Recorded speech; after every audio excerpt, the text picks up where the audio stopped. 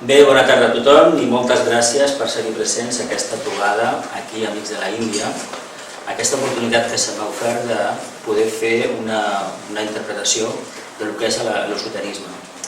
Hoy es viernes 18 de enero de 2013 y aquí en Amigos de la India, en Barcelona, la asociación donde tuvo tantos años Vicente de Oca, pues se me ha dado la oportunidad de iniciar una serie de charlas seguidas después de una pequeña meditación, de una actividad de estudio, divulgación y servicio, y vamos a hablar de un tema que seguramente todos los que estáis aquí conocéis mejor que yo posiblemente, el tema del esoterismo. Todos seguramente hemos oído hablar de la palabra esoterismo y la asociamos generalmente en estas últimas décadas del siglo XX y sobre todo principios del siglo XXI, lo tenemos asociado a las diferentes mancias o artes adivinatorias que la civilización occidental pues, nos ha transmitido. Sabéis que en nuestro país durante muchísimos años estuvo prohibido el tema de las artes adivinatorias, de las mancias, el esoterismo estuvo perseguido. De hecho, a esta asociación vino un señor que fue presidente de la Sociedad Teosófica de la Rama Arjuna, el señor Saturnino Torra, y vino aquí porque esta asociación, sabéis que se constituyó en los años 60 como una especie de caballo de Troya, que el franquismo pasó por alto, pero fue el lugar donde se juntaron teósofos, masones, rosacruces, esoteristas y toda aquella gente que no podía estar en ninguna parte, sin embargo en Amigos de la India lo pudo conseguir. Aparentemente es una asociación cultural, el nombre lo indica, pero sin embargo fue un nido de otros grupos, una especie de cuna para que otros grupos pudieran desarrollarse. Y de hecho por esta sala han pasado casi todos los que estuvieron después de los años 70, 80, en grupos de rosacruces, masones, teósofos, etcétera, etcétera. Y agnósticos pasaron por esta sala. Y esto es algo que es un honor para este estudio de esoterismo, y me imagino que para los que estáis todos aquí, ya me imagino, supongo, que habréis asistido a infinidad de charlas en las cuales se habla del esoterismo. Me imagino que estos tres símbolos a nivel esotérico los conocéis perfectamente, no hay necesidad de explicar nada de lo que veis bien, ¿no? Yo tengo que estar aquí por el mandito. Me imagino que no tenéis nada, no hay nada que explicar de los mismos. Tenemos un círculo, tenemos un triángulo y tenemos un cuadrado. Sin embargo, os voy a decir una cosa. En esta primera encarnación, ni voy a hablar de la jerarquía, ni voy a hablar de la meditación, ni voy a hablar de las rondas, ni de las cadenas, ni voy a hablar de todo aquello que generalmente se supone que es el esoterismo. ¿Por qué? Porque prefiero dejarlo para más adelante. En esta primera charla lo que quiero hacer es una reflexión pública de por qué nos acercamos al mundo del esoterismo y qué esperamos obtener de ello. Y sobre todo, una cosa muy importante que tiene que quedar clara desde el principio. Para enfocar el mundo esotérico, primeramente nos tenemos que conocer un poco. El gran problema que ha habido, a mi entender, en las últimas décadas ha sido que se ha dado una información esotérica de teosofía, por ejemplo, los famosos libros azules de Aledis Bailey, del maestro tibetano, la obra de Vicente Beltrán, a personas que posiblemente, y asumo el riesgo de lo que voy a decir, no era su momento vital, cuando digo vital me refiero espiritual, para recoger ese tipo de información. ¿Y por qué lo digo? Más adelante lo intentaré explicar. Pues porque para que realmente ese tipo de información pueda ser asimilada por uno mismo, primeramente tenemos que tener parte del trabajo hecho.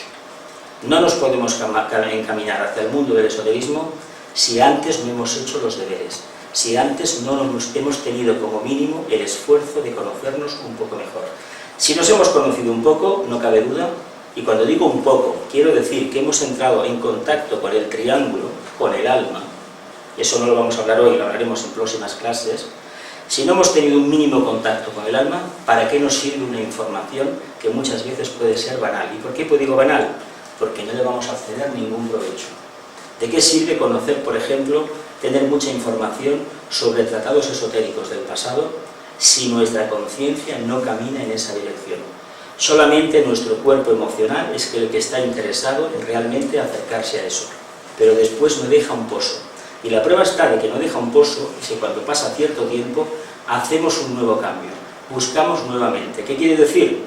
En primer lugar, que la búsqueda todavía no está clara en nosotros, porque si realmente nos hubiéramos acercado al alma, hubiéramos hecho el tránsito del cuadrado al triángulo, realmente ya no tendríamos necesidad de estar divagando por ahí, no estar buscando tanto, porque en realidad lo que andamos buscando siempre está dentro de nosotros. Esto imagino que todos los que estáis aquí lo podéis sentir, ¿no? Bien, el tema, todos los presentes lo conocéis. Resulta, bueno, complejo hasta la saciedad. ¿Cómo se puede encarar el mundo del esoterismo? Desde la perspectiva de coger un libro, un tocho de esos que todos conocemos, tipo doctrina secreta, como después explicaré en otras diapositivas, o lo miramos desde el plan místico, o realmente intentamos, como estos dos dibujos que hay aquí, estos dos lotos intentan revelarnos. Dejando de lado la simbología mística oriental que puede tener uno de ellos, hay que decir que lo que nos está ofreciendo el de la derecha, por ejemplo, es que el ser humano, eso que vemos ahí, esa constitución septenaria que estamos viendo ahí dibujada, dentro de ese pétalo famoso, de ese cuerpo causal, realmente tiene que estar descubierto antes de iniciar realmente el estudio del esoterismo. Si no nos hemos hecho las clásicas preguntas que después veremos, realmente vamos a obtener muy poco resultado del estudio del esoterismo.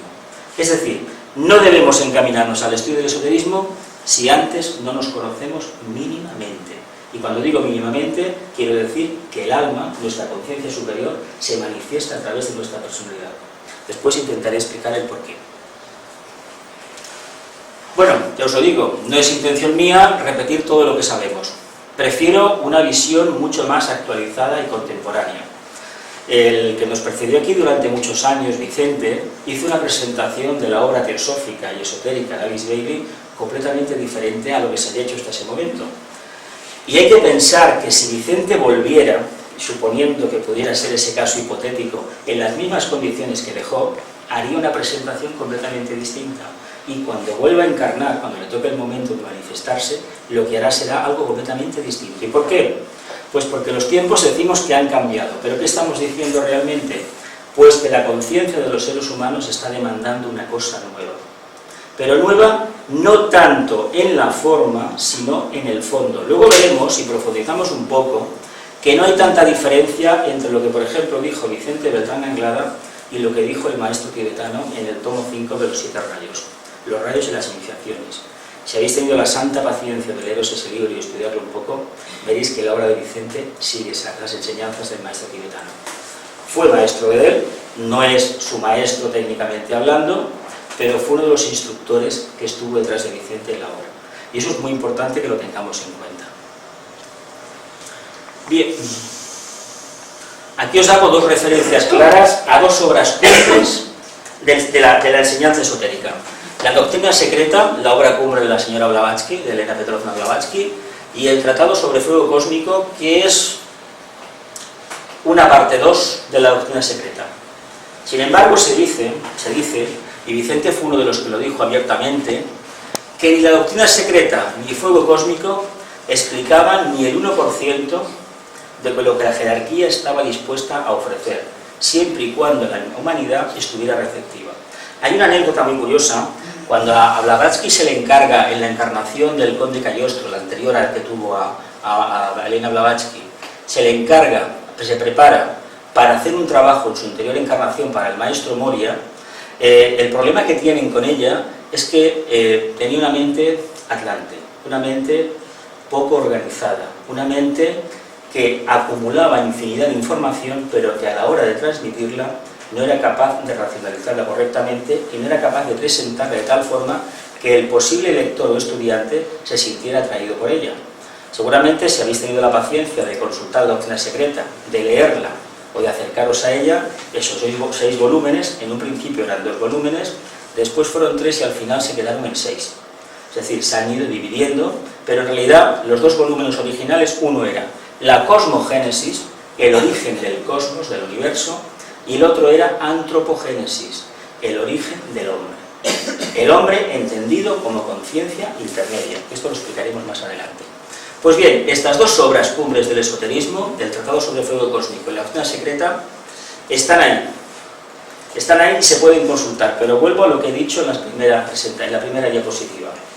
¿Hasta qué punto la conciencia de los estudiantes en estos momentos de esoterismo, o de espiritualidad, o de conocimiento de la verdad, o de acercamiento al alma, hasta qué punto está dispuesto a coger un texto escrito en el siglo XIX, con un cúmulo impresionante de referencias a textos orientales, y con la particularidad de que la juventud hoy, o la conciencia europea occidental, solamente quiere textos muy escuetos, muy sintéticos, y que le digan algo. Aquí hay un pequeño problema. Cuando cogemos un texto, una síntesis como un mantra, pensemos que posiblemente nos estemos equivocando, porque tanta síntesis no puede ser ofrecida por otra persona, tiene que ser elaborada por nosotros. Entonces, ¿qué podríamos hacer?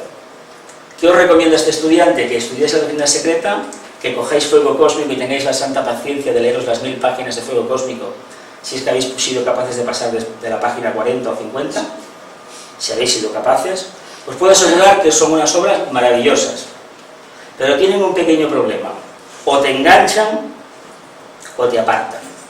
Si te enganchan, hay que tener en cuenta una cosa: entonces esto pudiera ser que fuera para mí, y si me apartan enseguida, habría que entender que tal vez, y siempre lo dejo ahí en interrogante, tal vez no fuera para nosotros eso.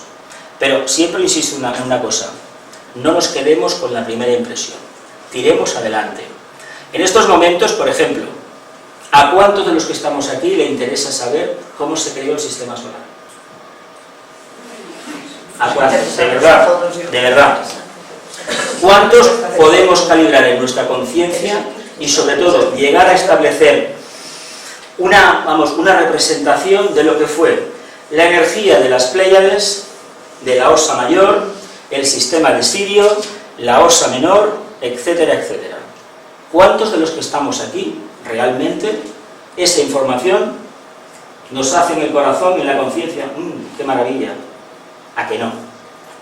¿A que esa información no nos dice casi nada?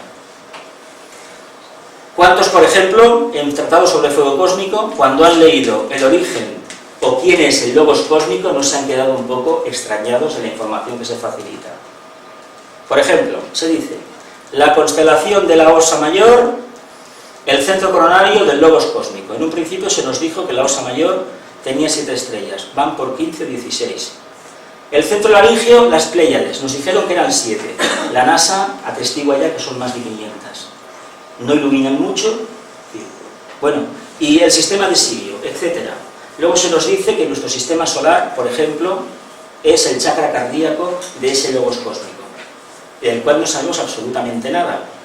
Entonces, la pregunta: ¿esa información es interesante? ¿Sí? ¿En qué medida nuestra conciencia es capaz de volar a lo abstracto y después sustanciar algo concreto? Lo dejo en el aire, porque yo voy a utilizar, ya os lo digo más adelante, el método socrático. La pregunta y la respuesta. El método que utilizó la señora Blavatsky es la clave de la teosofía. Se hace una pregunta y se hace una respuesta. Después lo veremos mejor. Tampoco la visión del origen del hombre, la constitución septenaria del hombre. ¿Cuántos de nosotros somos conscientes, por ejemplo, ahora en este momento que estamos atentos supuestamente a la pantalla, qué chakra está activo?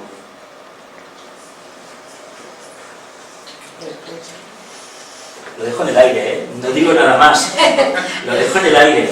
Es decir, lo que estoy intentando de explicar es que para que esta información de la constitución septenaria del hombre, las razas raíces, las cadenas, las rondas, tenga un mínimo de sentido, nosotros, como Vicente insistió hasta la saciedad, debemos vivir en un estado de quietud tremenda. Él lo denominó serena expectación.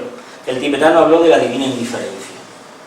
¿Y la gente por indiferencia ha entendido lo contrario? En fin, ¿me importa un bledo? No, no es eso. Estoy aquí, pero soy consciente de mi divinidad. Y eso es algo que los místicos del pasado, Teresa de Ávila, Juan de Yepes, el San Juan de la Cruz famoso, o Francisco de Asís, o los místicos orientales tocaron. Es decir, estar en el mundo, no la imagen que nos han dado de que se retiraba uno y buscaba la luz, no. Estoy en el mundo, hago las cosas del mundo, pero me mantengo con el hilo directo con la divinidad que soy. Eso es algo que no todo el mundo está dispuesto a hacerlo, porque la salida más natural, por ejemplo, del sexto rayo, cuando en otras próximas clases hablemos de los rayos, la más natural ha sido siempre el escapismo. Como yo no encuentro el lugar adecuado donde mi conciencia se pueda expandir, pues me aparto del mundo. Eso es un error muy grande. Vicente nos demostró, con su trabajo diario, como lo hizo también Krishnamurti y tantísimos otros, que hay que estar aquí, hay que mezclarse con personas que a lo mejor no tienen una vibración muy elevada e intentar manifestar esa divinidad que llevamos dentro. Si no lo hacemos, ¿qué estamos haciendo entonces? Estamos aumentando nuestra supuesta importancia, nuestro ego personal, nuestro orgullo, nuestra vanidad. ¿Y eso a dónde nos lleva? Lo dejo en el aire también.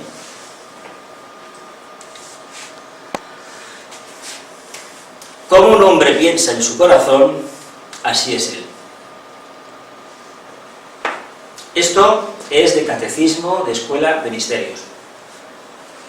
De hecho, se dice que hasta hace bien poco, hasta el siglo XIX, incluso principios del XX, los maestros tenían por costumbre aparecerse de una forma u otra a algún candidato que se estaba ya cerca de la segunda iniciación, más o menos, iniciación de las aguas, y curiosamente le formulaban una pregunta. El estudiante, el candidato, que no sabía exactamente lo que había sucedido, pues resulta que esa pregunta no sabía por qué, pues se le quedó dentro de la cabeza. Y a veces pasaban años, y décadas, hasta que un día se puso a pensar en la pregunta que le formuló el pasajero de un tren, un señor que se le cruzó por la calle, una señora que le preguntó por no sé qué, etcétera, etcétera. Y resulta que cuando empieza a reflexionar sobre esa pregunta, se le empieza a abrir algo dentro, la conciencia.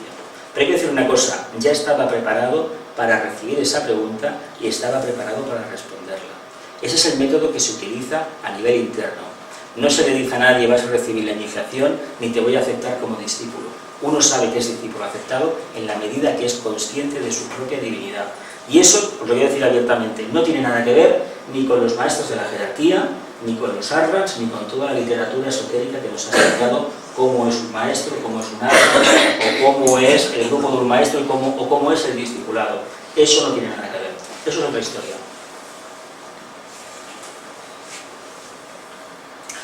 Hombre, conócete a ti mismo. ¿De dónde viene esto del hombre conócete a ti mismo? El oráculo. El oráculo de Delfos. Sin embargo, no es correcto esto, porque originalmente el oráculo decía: hombre, conócete a ti mismo como uno con el imperecedero, como uno con Dios.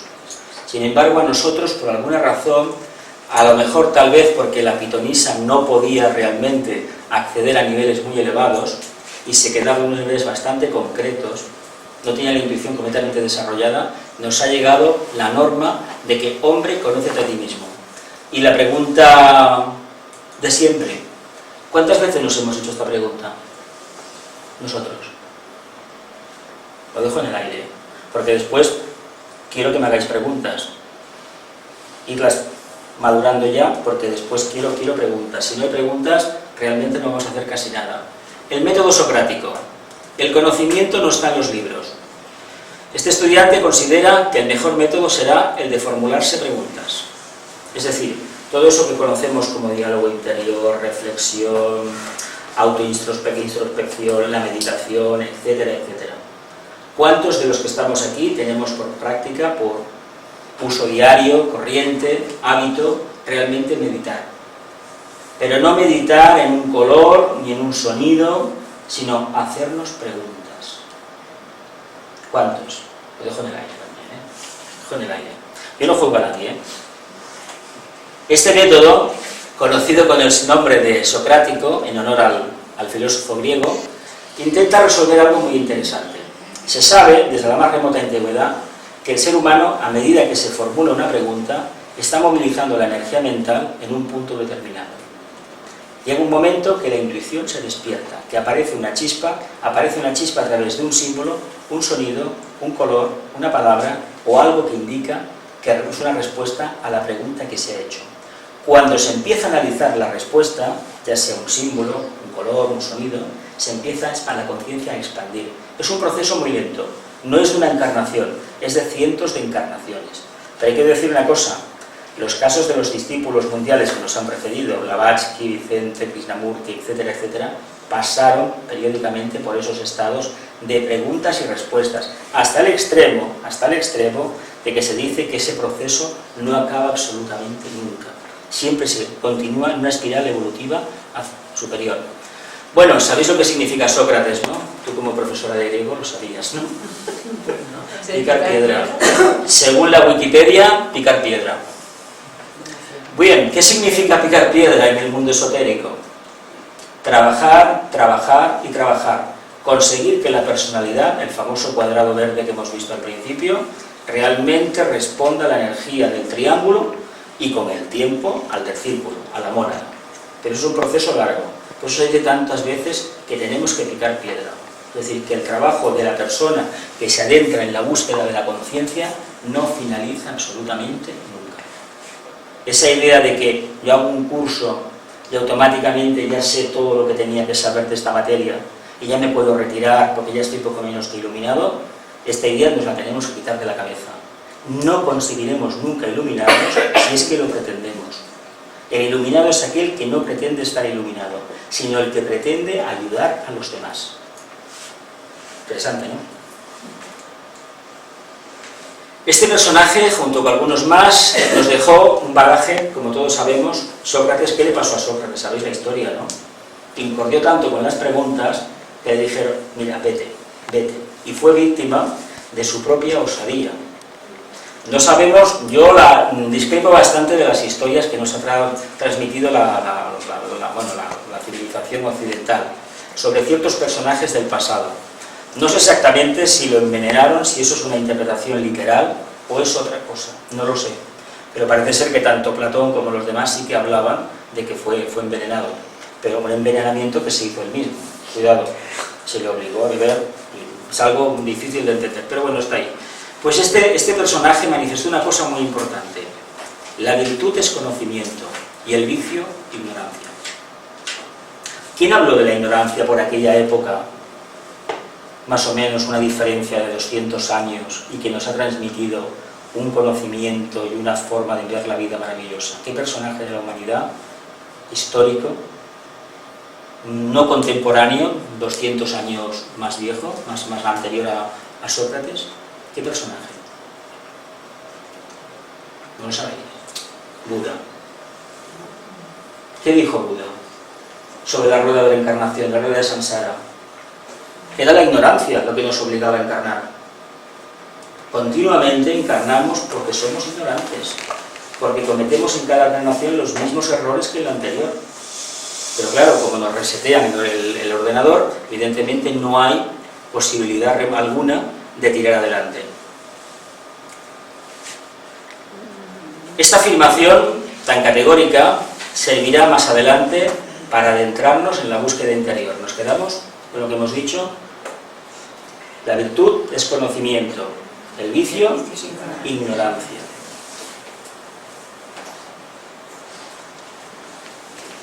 Vamos a recurrir al método socrático y vamos a reconocer si a nivel interno nos hemos formulado estas preguntas clásicas.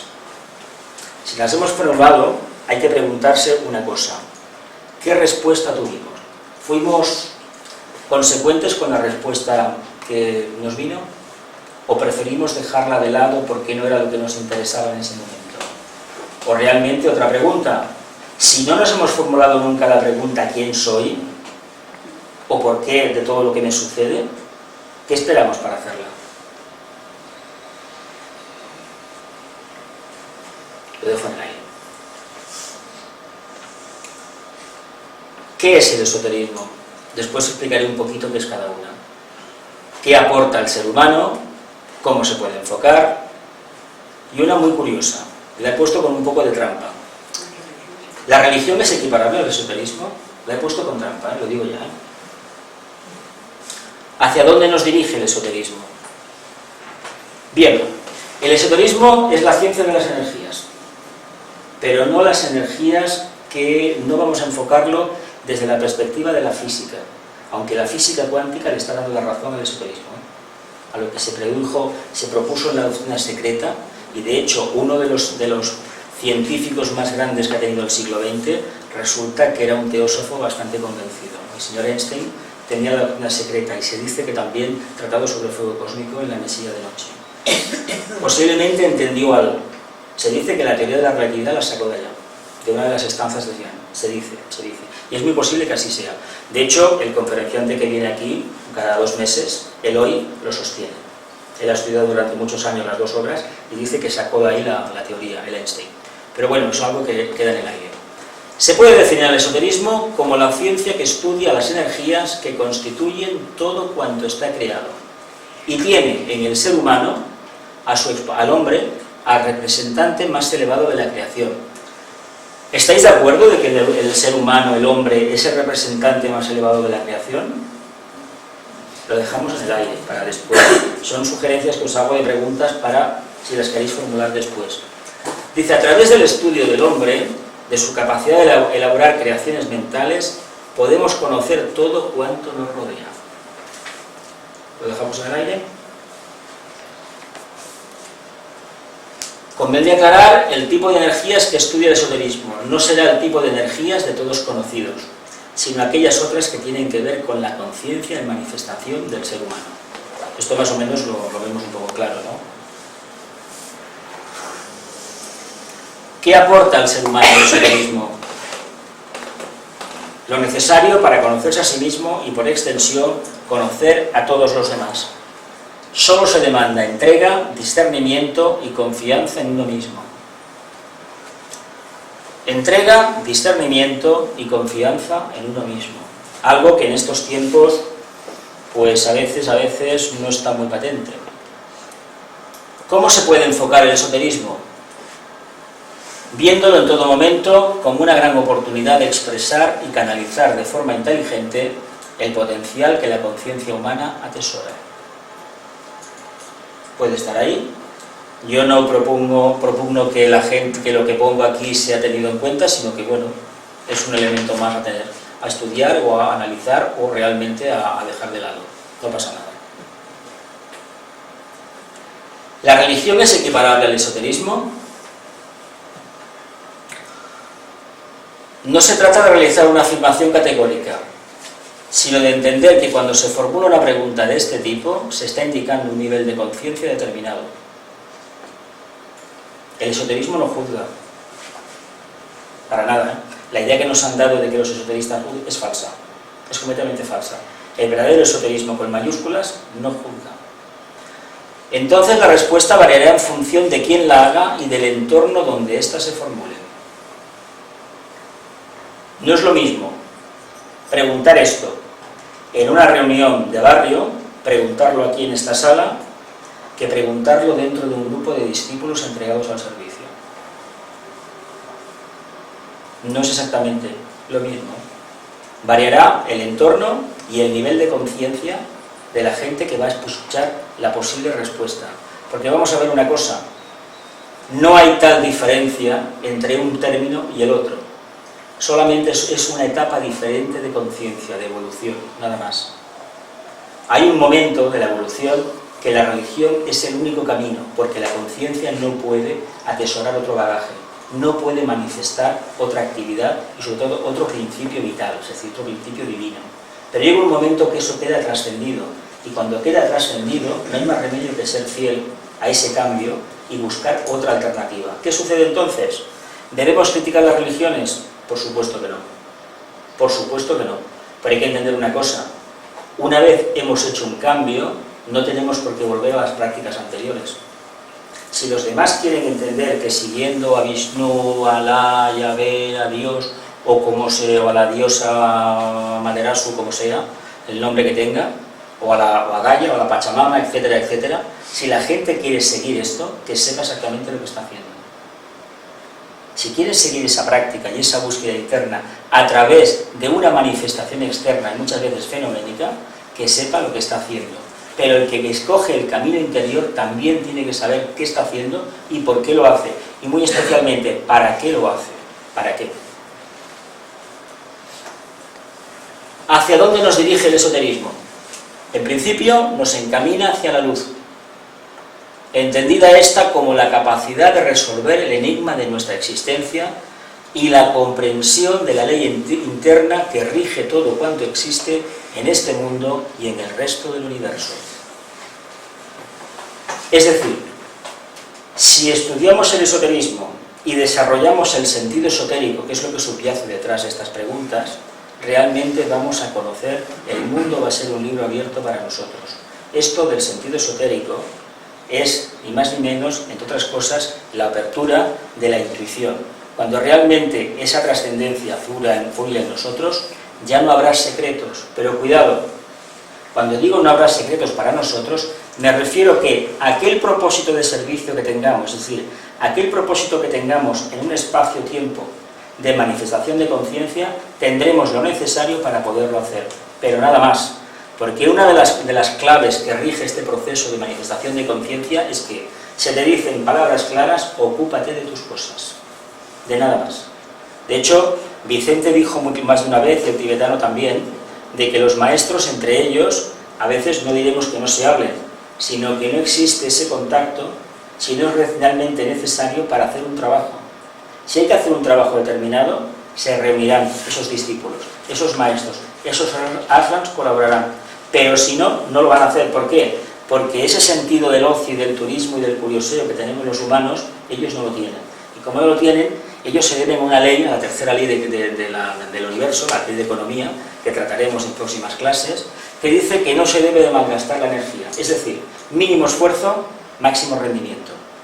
Es lo que la mecánica cuántica intenta manifestar en estos tiempos, y posiblemente lo conseguirá. Ellos, los maestros, los iniciados, se rigen por ese principio. Y eso es algo que son fieles. Y nosotros deberíamos aprender un poquito de eso también. Bueno, en la más remota antigüedad, ¿qué os recuerda esto? A ese lugar que hay en el norte de África, a una estatua que estuvo enterrada, que Napoleón se quedó asombrado cuando la vio, y solamente le dio un poco de la cabeza nada más. Se quedó maravillado de aquello, a pesar de que el día de antes a cañonazos habían intentado hacer barbaridades, ¿no? Bien, la Esfinge, que no lo pone aquí, decían que a todos los que se acercaban a ella le formulaba 3 preguntas. ¿Quién soy, de dónde vengo y hacia dónde me dirijo? En realidad eran 4, Eran 4 preguntas. Lo que pasa es que la cuarta, por alguna razón, no nos ha llegado. ¿Para qué? La cuarta era qué finalidad tenía el proceso de saber quién soy, de saber mi origen y saber mi proyección futura, pero todo esto ¿para qué? Esta pregunta, por algún motivo, como lo que os dije antes del oráculo de Delfos, como uno como el imperecedero, pues no nos ha llegado. La tradición esotérica solamente habla de 3. Sin embargo, la lógica de este estudiante y de otros muchísimos más que nos han precedido, habla de que, bueno, ¿y todo esto qué finalidad tiene? ¿Por qué todo este proceso? Eso es algo que posiblemente, en la medida en que seamos capaces, conscientes, de responder al quién soy, qué es mi alma o mi conciencia, quién soy yo, este o este de aquí arriba, de dónde vengo, cómo he manifestado previamente esta conciencia, cómo la manifestaré en el futuro. Si nos hemos formulado esas preguntas, no cabe duda que la razón de todo ello está detrás. La finalidad está detrás. La respuesta a estas preguntas constituye la primera lección del acceso al estudio del esoterismo o filosofía esotérica. ¿Os lo he puesto complicado? No, ¿verdad que no? ¿Verdad que no? Es sencillo. ¿Quién soy? Nos habla de la existencia de una conciencia. Ya queda muy poco, lo digo, porque quiero muchas preguntas. ¿Quién soy? Nos hablará de la existencia de una conciencia animada, a la cual le hemos dado el nombre genérico de hombre. Hombre habría que ponerlo con mayúsculas, y entendido como hombre, lo que se denomina raza humana, porque a veces la gente, bueno, ¿y por qué no mujer? A ver, el hombre, a nivel arquetípico, no tiene sexo. Además, a nivel esotérico, si habéis tenido la santa paciencia de leeros, me parece que es el número 3 de la doctrina secreta, Blavatsky dijo allí, y tibetano después, con Alice Bailey no lo contradijo, que el vehículo astral que se utilizó para el hombre como manifestación del reino humano es el mismo del reino animal. Por lo tanto, como es el mismo arquetipo de realización para los animales que para los hombres. Nosotros somos animales. Y es algo que deberíamos tener en cuenta más de una vez. Si fuéramos conscientes de que somos animales, seguramente no devoraríamos a los animales. Seríamos todos vegetarianos. Posiblemente. Entendido el sustantivo hombre como aquel punto de conciencia medio manifestada que permite una perspectiva clara de la evolución. ¿Cuántos de los que estamos aquí hemos llegado a ese punto de conciencia que nos permite ver muy bien lo que ha sido nuestro pasado y lo que probablemente será nuestro futuro? ¿Cuántos? Te dejo en el aire, a las preguntas. ¿De dónde vengo? Esta pregunta nos hablaría del origen del ser humano y de su metamorfosis continuada hasta alcanzar un nivel de no retorno. Ojo, porque no hemos hablado de la reencarnación. No he dicho que para estudiar el esoterismo se tenga, o seguir el estudio del esoterismo, se tenga que creer en la reencarnación. Por eso las preguntas son tan importantes, porque si no las hacemos, ese tabú que hay con la reencarnación de que sí, pero no, que no me lo creo, que no sé cuánto, desaparecerá. Por eso, antes de coger una filosofía, la esotérica por ejemplo, debemos partir de la base de las preguntas. Y en la medida que esas preguntas hayan evocado una clara respuesta, entonces los libros, la información que hay por ahí escrita, dejará de tener un sentido raro para nosotros, será una cosa clara, incluso a veces superada. ¿Hacia dónde me dirijo? Hacia la transmutación de la materia existente y la identificación con el todo. Con el todo podemos entenderlo como el propio Logos, el Dios este, o con todo lo manifestado. Para algunos será mucho más fácil identificarse con el todo, es un rayo de energía determinado, y para otros con todo lo manifestado. Y viene la cuestión, ¿qué diferencia hay entonces entre el todo y lo manifestado? Es lo mismo, ¿no? ¿Sí o no? ¿No? Conclusión. La búsqueda interna de la conciencia, actividad inicial del estudio del esoterismo, tiene su raíz en el anhelo de liberar al ser humano de la prisión que suponen las formas, a través de las cuales éste se manifiesta. ¿Por qué creéis que de vez en cuando tenemos la memoria de que hemos tenido un sueño, una visión, etcétera, etcétera, que nos parece maravillosa, un estado de gracia increíble, y que luego llegamos aquí y parece tan complicado y tan difícil de manifestar? Porque arriba no estábamos sometidos a la presión de unos vehículos de materia. La materia de los planos internos es mucho más refinada que la del plano denso. Por lo tanto, las ligazones que tenemos aquí, las ataduras, en esos planos no las tenemos. Por eso nos parece maravilloso lo que hemos visto y no reconocemos que hemos sido nosotros, fuera de nuestro cuerpo, actuando en un nivel de conciencia mucho más sutil. ¿Qué nos queda hacer entonces? Sutilizar la materia que hay en estos planos, ni más ni menos. No nos queda otro trabajo. No solamente se investiga en el campo esotérico, campo interno de conciencia, para alcanzar la liberación, sino que se pretende hacer extensiva al resto de la familia humana. Cuando iniciemos el estudio del esoterismo o del acercamiento a la conciencia, hemos de tener en cuenta una cosa: no nos preparamos para liberarnos o iluminarnos nosotros. Esa idea de que yo me voy a iluminar, esto lo tenemos que quitar de la cabeza. En la medida que ayudemos a los demás a que se encuentren a sí mismos, se estarán iluminando ellos y nos estaremos iluminando nosotros. Pensemos una cosa, estamos entrando en Acuario, y hay un detallito que a muchos esotéricos le pasa por alto. ¿Qué creéis? ¿Cuándo creéis que empezó la era de Acuario? A ver. La Revolución Francesa, como se suele decir habitualmente, la Ilustración, el siglo XX, Naciones Unidas, o la aparición de Internet. Lo dejo en el aire, ¿eh? Yo sostengo que ha sido la aparición de Internet, porque era el anhelo de la familia humana de comunicarse entre sí. Eso representa que yo busco mi alma, pero la busco mi conciencia, pero para ayudar a los demás. Hubo un grupo selecto de investigadores, que algunos seguramente no eran conscientes a niveles concretos, pero internamente sabían muy bien lo que estaban haciendo. Y han posibilitado que la familia humana hoy esté más unida que nunca. También es verdad que cuando nos unimos y empezamos una cosa nueva, lo primero que sale es la parte que no está iluminada. Nos toca transmutar eso, nada más.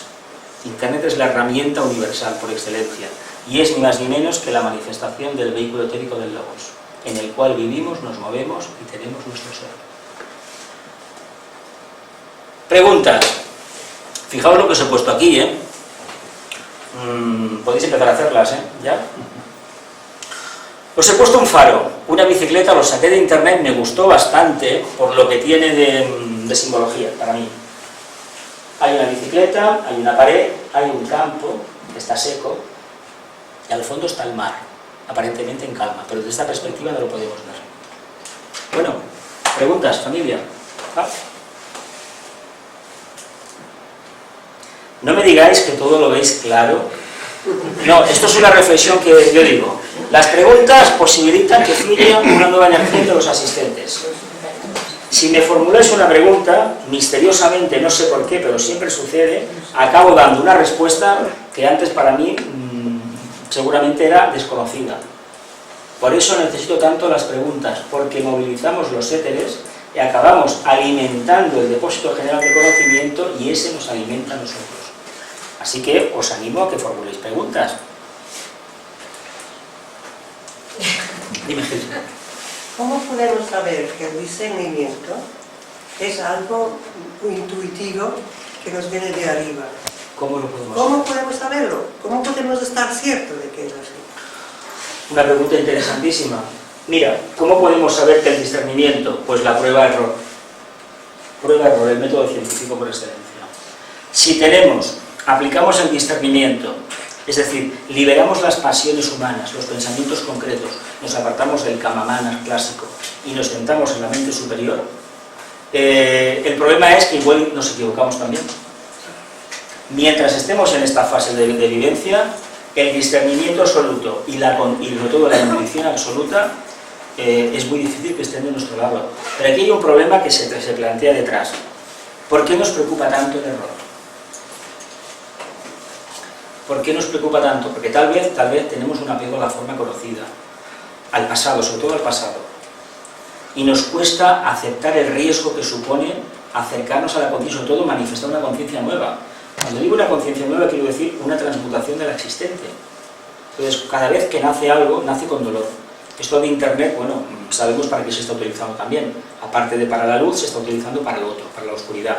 Pero eso es inevitable, porque en este planeta la luz y la oscuridad son las dos caras de la misma moneda. Hay gente que se empeña en negarlo, pero es que es así. Dios y el demonio son exactamente la misma figura. Según como lo quieras mirar, si quieres mirar la parte negativa, estamos alimentando la parte del demonio, la parte del infierno, de lo más denso. Pero si queremos mirar la parte evolutiva, la superior, estamos alimentando lo positivo. No nos queda más remedio que aceptar el riesgo de equivocarnos y sobre todo a la hora de emitir un juicio, pues evidentemente errar. Pero hay un problema. Si estamos esperando tener la suficiente lucidez para decantarnos en una opción y otra, nos estamos equivocando aún más. A mi modo de ver, ¿eh? Si estamos esperando estar iluminados para actuar, a ver, nos han presentado una vida del Nazareno y de Buda, a ver, un poquito cinematográfica, hay que ser claro. Eso no es así. Uno no nace y un día se ilumina, ni mucho menos, que va, ni mucho menos. Y el Nazareno no nace en tal sitio, eso no es así de ninguna forma. Lo que pasa es que el ser humano necesita sintetizar hasta extremos a veces absurdos para poderlo digerir. Pero si nos diéramos cuenta que todo el mundo tiene problemas y todo el mundo se equivoca, posiblemente estaríamos muchísimo más tranquilos. No sé si te he respondido con todo esto. Bien, eso no quiere decir que tenemos que aceptar el error. El error hay que aceptarlo. Hay modo de ver. Venga, va, más preguntas, no me digáis que no. Yo quiero preguntarte, antes has dicho que es lo mismo el todo y lo no. Y lo manifestado. No lo he entendido porque... El todo y lo manifestado. No, el todo. Y todo lo manifestado. El todo, entendido el todo, perdón. Uy.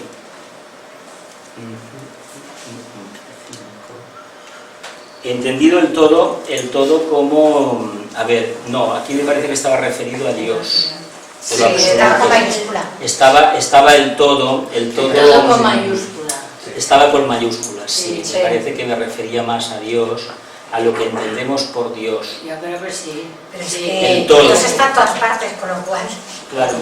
entonces No hay diferencia. la materia existe. No hay diferencia entre lo que, o no debería decir diferencia entre la conciencia y el campo de manifestación de la conciencia. Nosotros cometimos el gran pecado, los humanos, bueno, por propia evolución es así, de no estar todavía suficientemente unidos a nuestra conciencia. Entonces tenemos el error de decir la personalidad y el alma. Si fuéramos un poquito más inteligentes y hubiéramos hecho el trabajo, llegaría un momento que diríamos la personalidad, pero sería el alma manifestándose a través de la personalidad.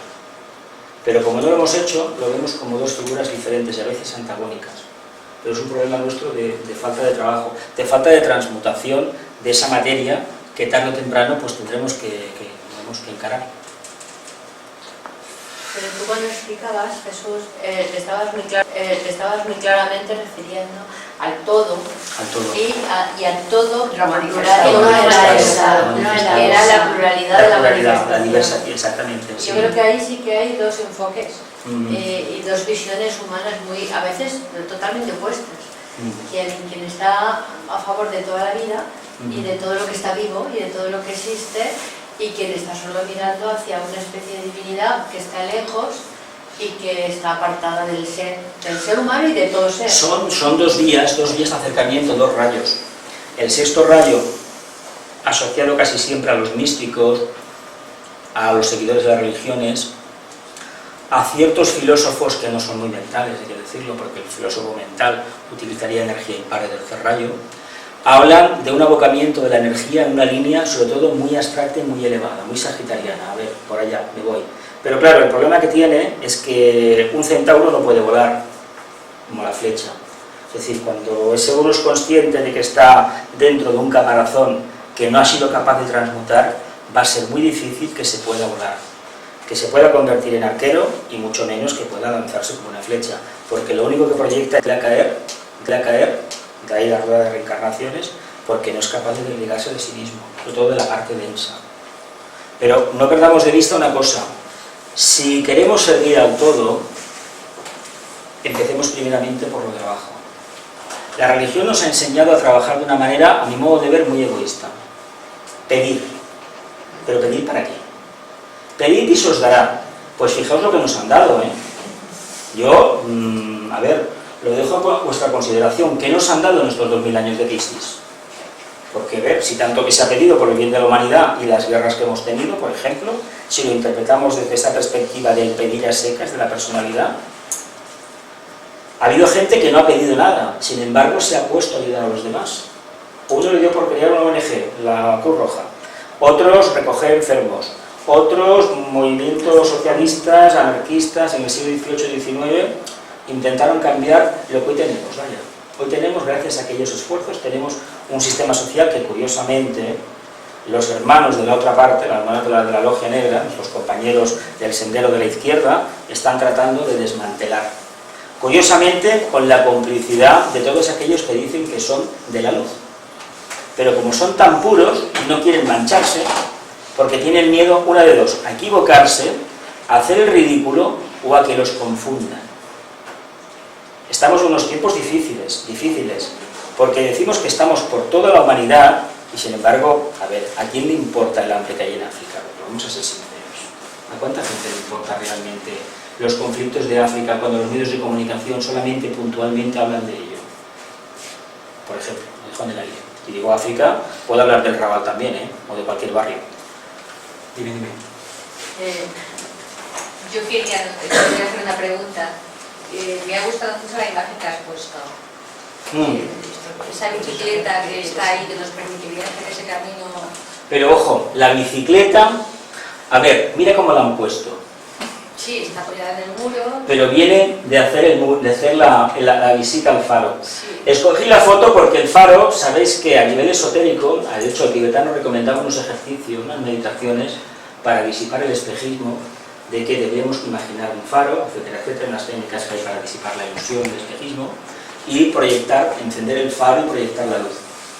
Curiosamente, lo que tenemos al fondo es el mar, la sustancia primordial, básica, el campo emocional, el mula prakriti, me parece, de la doctrina secreta, es decir, esa materia, esas aguas primigenias, curiosamente se iluminan con la luz mental, con el faro interior de la conciencia manifestándose. Pero hay que hacer una cosa: aunque representa el vehículo mental, el faro, si el alma no está detrás, el faro no alumbra absolutamente nada. Esto hay que decirlo claro. Y aquí hay una especie de pared, de un pequeño obstáculo, y vemos como un campo de hierba seca, menos unos brotes por aquí. Esto se puede entender como la nota clave de la naturaleza, se podría entender. Sí, la nota clave de la naturaleza es la renovación, la resurrección, el mito famoso del signo de Escorpio, el mito del ave fénix. Se podría entender. Y la bicicleta, bueno, son dos círculos, es una herramienta muy sencilla, una máquina muy sencilla, y que permite desplazarse, pero puede que tenga alguna cosa más trascendente. La bicicleta se mueve con nuestro esfuerzo, no va sola, sí, ya sé que hay bicicletas eléctricas, pero esta en concreto va con nuestro propio esfuerzo. ¿Qué quiere decir eso? Que yo me desplazo allá donde yo voy, donde quiera, pero aplicando mi esfuerzo, ya sea físico, emocional o mental. Con lo cual, se nos está diciendo, yo he ido al faro, yo he visto las aguas primigenias, conozco el mito de la naturaleza, pero todo eso lo estoy haciendo con mi propio esfuerzo. Si hubiese sido una moto, por ejemplo, ya no sería válido. Circula por internet, la foto esta, no es mía, lleva varios años circulando, no sé quién la ha hecho, la verdad es maravillosa, porque tiene muchísima luz, o está retocada con el Photoshop, pero está, para mi modo de ver, tiene bastante carga simbólica. ¿Qué se nos está diciendo también desde esta perspectiva? Pues que tal vez somos nosotros que hemos ido al faro a iluminar. Nosotros nos acabamos convirtiendo en faros, y de hecho el Nazareno y Buda fueron verdaderos faros de luz en su momento, y todavía lo siguen siendo. ¿Qué se le pide a la gente que se acerca al campo de la conciencia o intenta manifestar la conciencia? Pues que se convierta en un faro de luz, en su medio. Y no sé. Has hecho una analogía que me ha gustado. Cuando has hablado de que primero es la religión y de alguna forma hemos de trascender a ella para pasar al esoterismo, aparte de que me gustaría que abundaras un poquito en esto, la espiritualidad, porque es que últimamente estamos tratando de diferenciar religión de espiritualidad, con una serie de valores que tiene la espiritualidad que decimos que la religión no los tiene.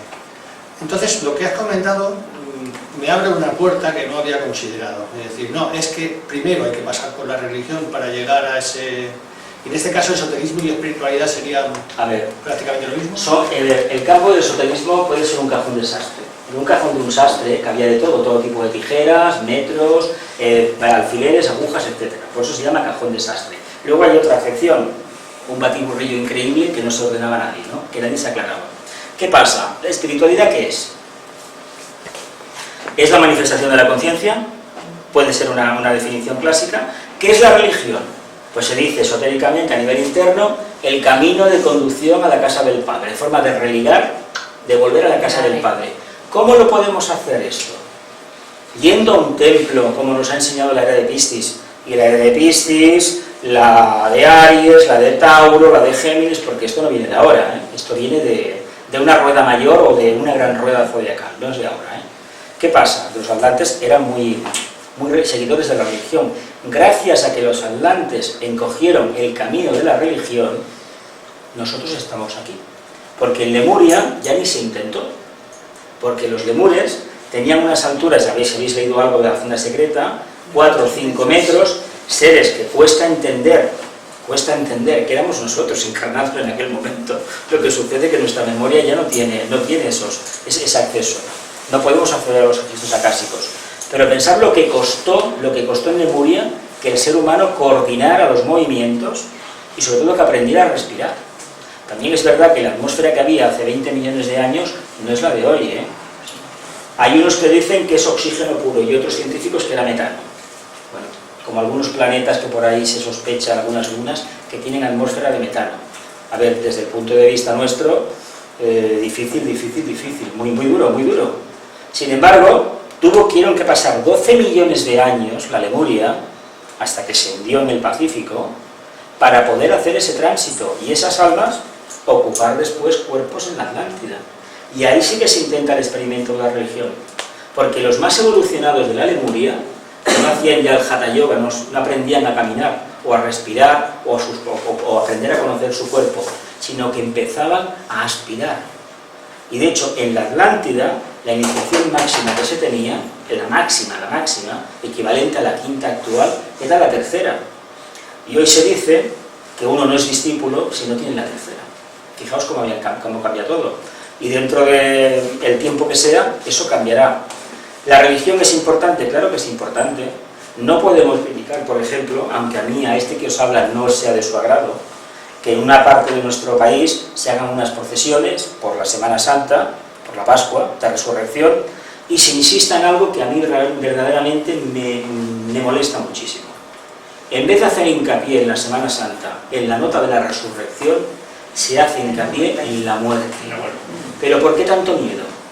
¿Por qué tanta esa obsesión de la sangre, del martirio, si con eso lo único que se consigue es espantar a la gente? No, nunca manifestaremos el principio crístico si insistimos en la parte negativa, en los latigazos, en las cadenas, en una cruz a cuestas, si es simbología pura, nada más. Sin embargo, queremos hacer daño a la gente con esa presentación de la verdad. Ese es un aspecto, sobre todo, a transmutar de la religión. No voy a decir que sea negativo ni positivo, hay que transmutarla. ¿Qué sucede? Que hay gente que lo sigue por atavismo cultural, porque siempre lo ha hecho, su padre lo hacía, su madre lo hacía, y su abuelo lo hacía, y él también lo hace. Pero no es consciente de lo que está movilizando. El esoterismo habla de energías. Al no saber el tipo de energía que se está movilizando, se está contribuyendo a que la parte oscura pues tenga predicamento. Es como cuando uno va a un campo de fútbol y se acuerda de la familia del árbitro, del portero, etcétera, etcétera, etcétera. ¿Qué está haciendo? Alimentando la parte oscura. ¿Es negativa la religión? En absoluto. Ahora bien, si por religión entendemos lo que nos sale en los medios de comunicación que hacen ciertos grupos integristas, acordémonos de lo que se hizo en este país no hace tanto tiempo. No hace tanto tiempo. Por lo tanto, hay que entender que la conciencia humana evoluciona, pero llega un momento que cuando la luz se abre y empieza uno a entender que esa práctica ya no sirve, tiene que ser consecuente con lo que ha descubierto. Lo que pasa es que como estamos en unos entornos muy cerrados, el que quiere cambiar, van a por él. Eso es muy peligroso. Por ejemplo, el tema de la religión del Islam.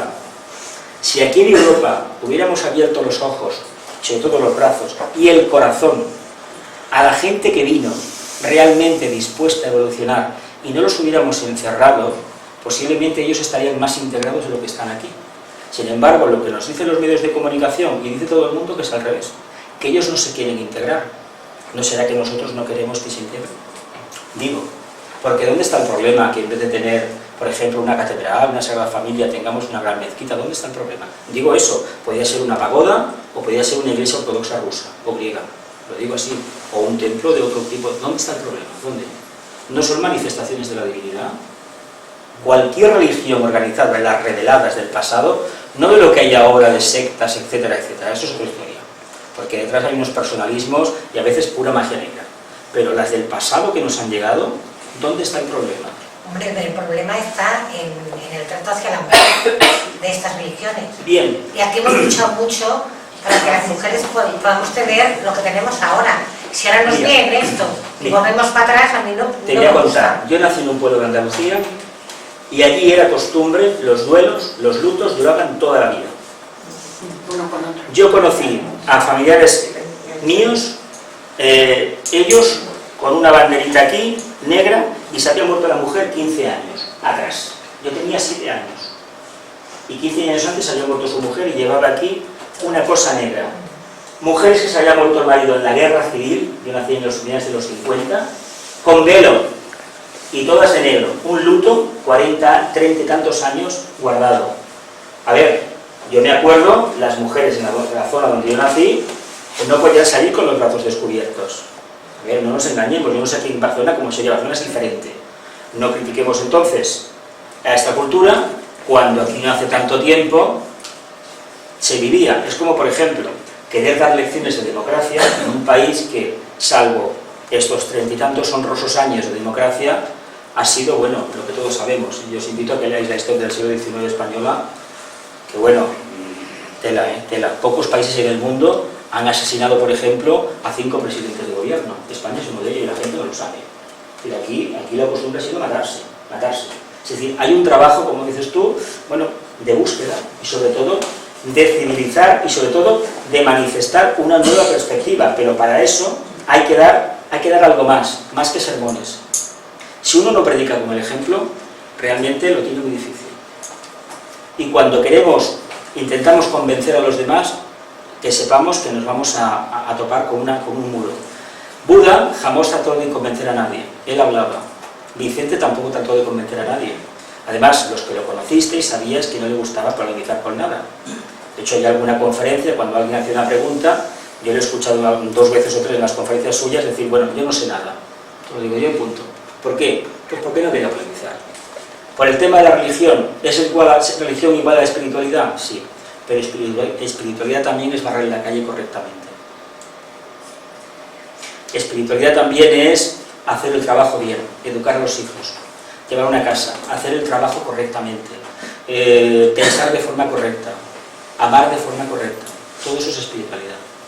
No circunscribamos el término espiritual a la religión o al esoterismo, porque nos equivocamos. Pensemos una cosa, los magos, los hermanos de la oscuridad, utilizan la ciencia esotérica de una forma maravillosa. Es decir, más resultado que ellos no tiene nadie en estos planos. Lo que pasa es que no los pueden trascender. Afortunadamente, ese es el problema que tienen. Más preguntas, venga.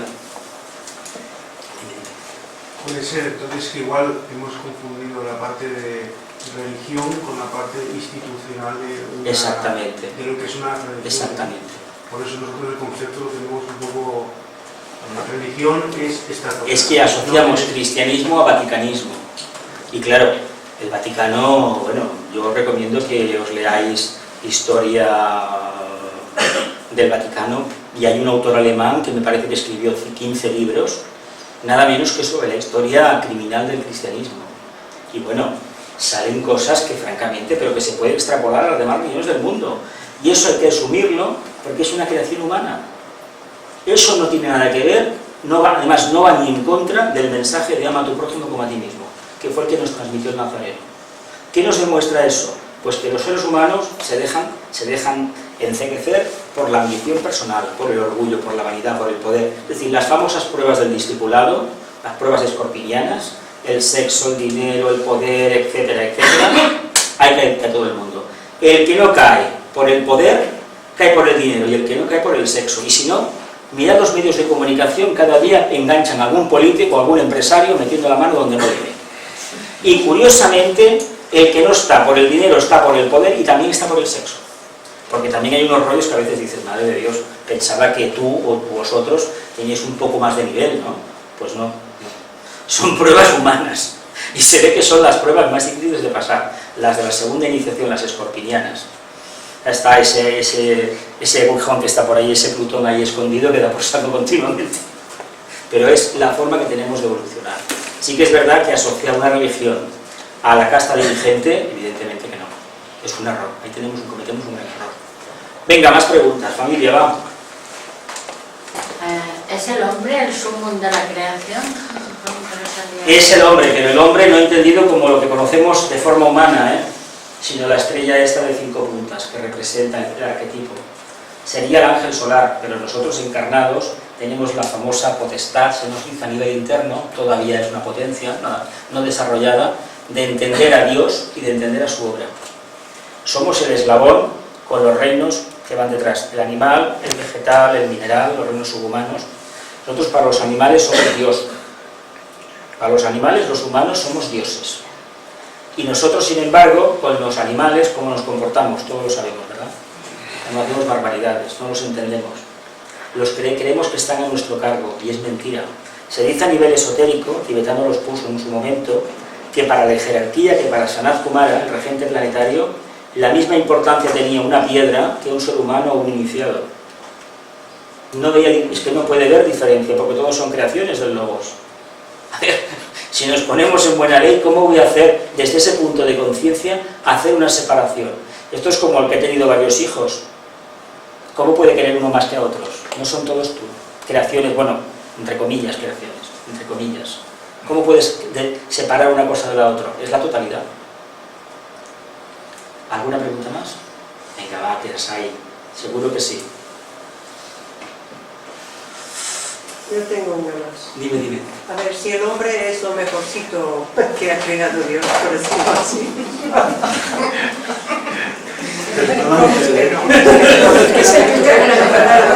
No será porque nosotros ahora somos hombres, Sí. y no podemos imaginarnos que en la evolución infinita puede haber algo mejor que el hombre.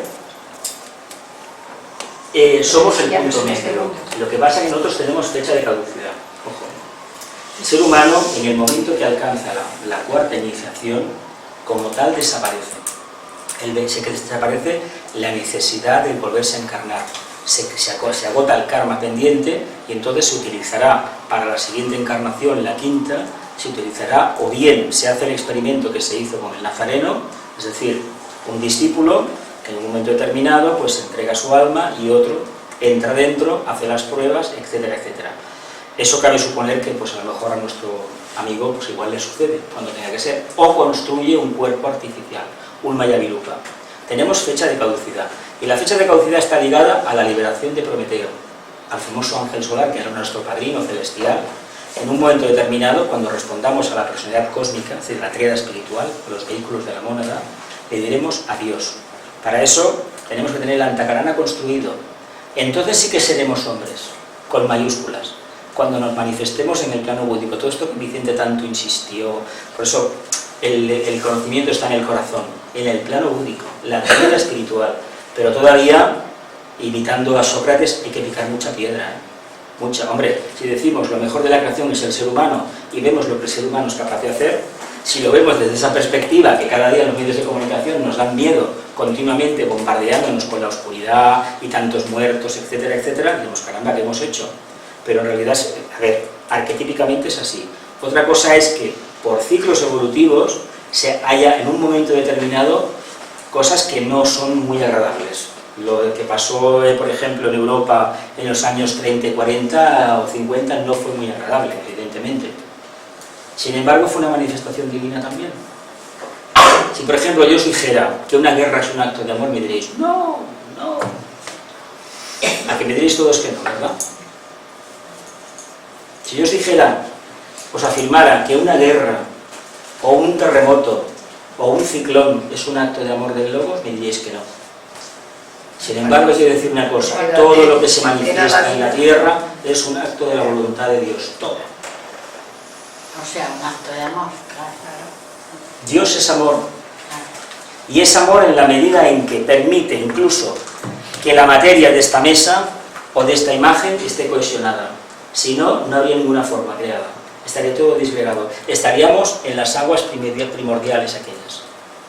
Precisamente la mente de Dios consiguió, la luz, consiguió al final crear algo, encarnar en ellas, y adoptó una nueva forma. Pero al final volveremos a esa esencia, pero volveremos con la experiencia acumulada de todo ese camino. Más preguntas, va, familia. Ya es tarde, ¿no? Eso. Ya es tarde. Pues si se vio el estómago. ¿Os parece interesante la presentación? Sí, sí, sí. ¿Queréis este tipo de presentación o queréis muchísimos datos? No. Yo es que no me gustan los datos, para eso os lo recomiendo que leáis. Vamos a hacer una pequeña, vamos a hacer la gran invocación, ¿eh? Un momentito, y luego otro día haremos una pequeña meditación. Bueno, pues ¿estáis todos de acuerdo con esto? Pues si queréis, el viernes 22 de febrero, a esta misma hora y en este mismo lugar, haremos la segunda parte. Ya os he puesto un loto. Vamos a ver algo, me parece. Bueno, vamos a hacer una cosa. Sí, claro, la luz. A ver, vamos a ver. ¿Hay una silla por ahí para mí? Sí.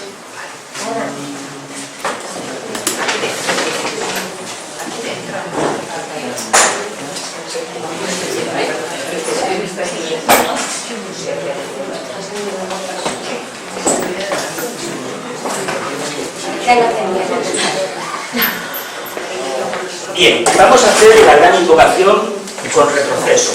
A ver si, no sé, bueno, los que habéis conmigo sabéis de que... No, siéntate. A ver, la gran invocación con retroceso es lo siguiente. Yo voy a recitar la primera estrofa. Y después vosotros la vais a repetir en voz alta. ¿Y por qué en voz alta? No es lo mismo la gran invocación en silencio que en voz alta. La en voz alta tiene un poder increíble. Moviliza, una de dos. O en la siguiente clase estáis aquí o no viene nadie. Pues lo mismo mismo. Yo cuando he querido un grupo de los que he llevado darle un nuevo aire, he utilizado la gran invocación y francamente os aseguro que ha sido mano de santo.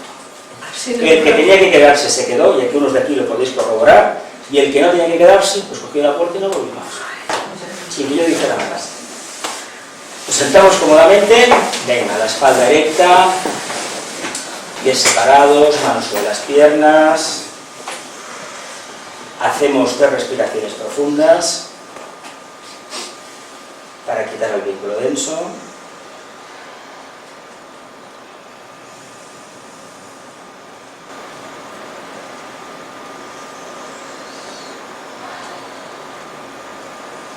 Vamos a visualizar un punto de luz por encima de nuestra cabeza. Va a ser el alma.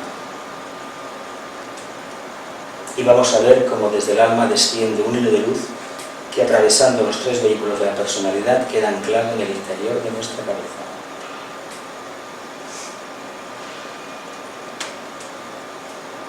Veremos que todos tenemos el mismo punto de luz encima de nuestra cabeza.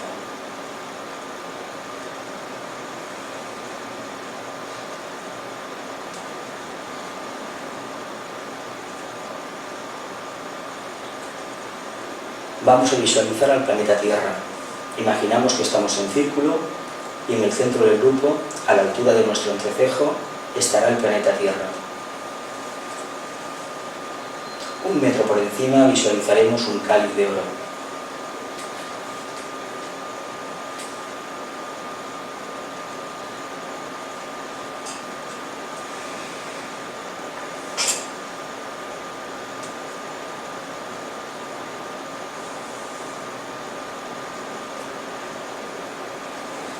A medida que recitamos la gran invocación, vamos a ver la afluencia de la luz, del amor y de la voluntad al bien interactuando con las conciencias de los seres humanos.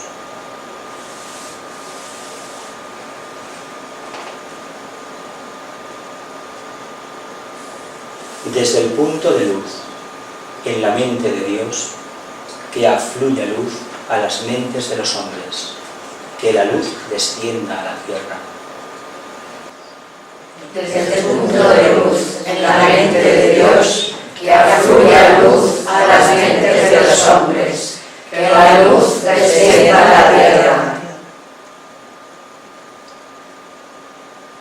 Desde el punto de amor en el corazón de Dios, que afluya amor a los corazones de los hombres, que Cristo retorne a la tierra. Desde el punto de amor en el corazón de Dios, que afluya amor a los corazones de los hombres, que Cristo retorne a la tierra. Desde el centro, donde la voluntad de Dios es conocida, que el propósito guíe a las pequeñas voluntades de los hombres, el propósito que los maestros conocen y sirven. Desde el centro, donde la voluntad de Dios es conocida, que el propósito guíe a las pequeñas voluntades de los hombres, el propósito que los maestros conocen y sirven. Desde el centro que llamamos la raza de los hombres, que se realice el plan de amor y de luz y selle la puerta donde se halla el mal. Desde el centro, llamamos la raza de los hombres, que se realice el plan de amor y de luz y selle la puerta donde se halla el mal. Que la luz, el amor y el poder restablezcan el plan en la tierra. Vamos a emitir 3 veces la palabra sagrada.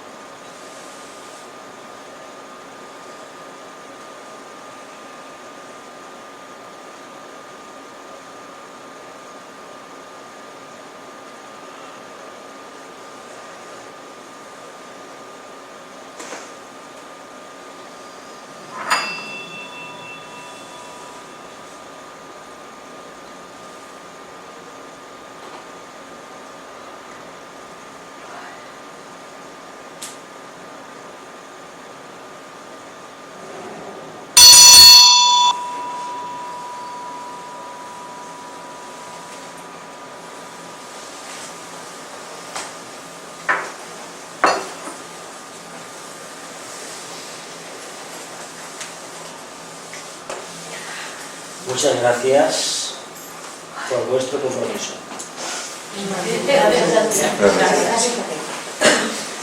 Después, cuando esté editado el vídeo, se colgará en internet. Ya, pues, si queréis, en la próxima clase yo os pondré en la pizarra el lugar, pero podéis entrar, por ejemplo, en Vimeo y en Secretario Arcano, preguntar por la fecha de hoy, ponerlo y saldrá dentro de una semana aproximadamente. O en YouTube también lo podéis hacer. Canal Secretario Arcano, y ahí está, lo encontraréis. Canal Secretario Arcano. Arcano con K, con K. Y ahí lo encontraréis. Pues muchas gracias a todos por vuestra presencia.